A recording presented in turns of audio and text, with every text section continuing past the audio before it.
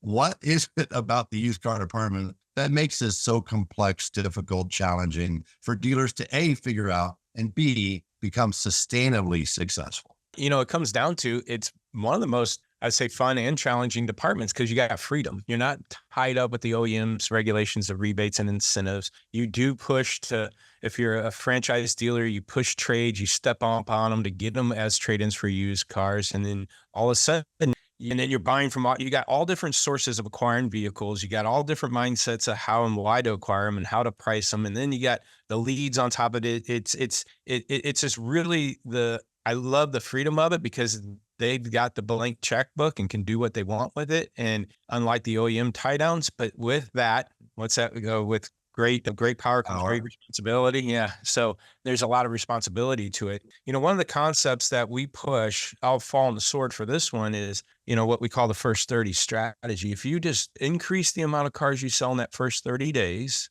our goal for dealers is to sell at least 60 to 70% in the first 30 days. That's where you're going to get the gross. And I realized that, and I've been preaching that since, well, I guess 13 years ago, because I started with Dale Pollock in 2005. Now, if you guys don't Wow. know, he's the one that created V-Auto, but I was the first employee brought on. And back then it was called Empower Auto.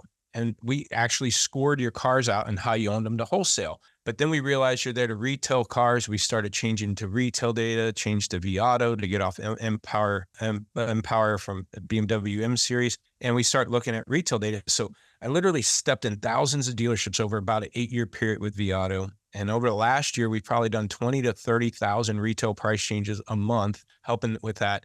And it all came down to, prior to leaving V-Auto, I'm looking at the successful dealers and the struggling dealers.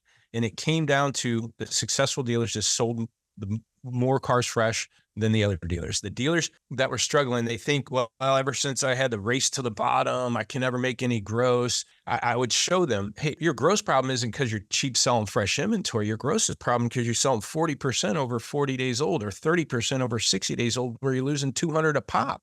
Stop doing that and do more of the $3,000 deals and your grosses will go back up. But that's the challenge, is because, again, when you get a fresh car, you want to give it a shot and price it up and let it sit for a little bit. Plus turnaround time's a struggle.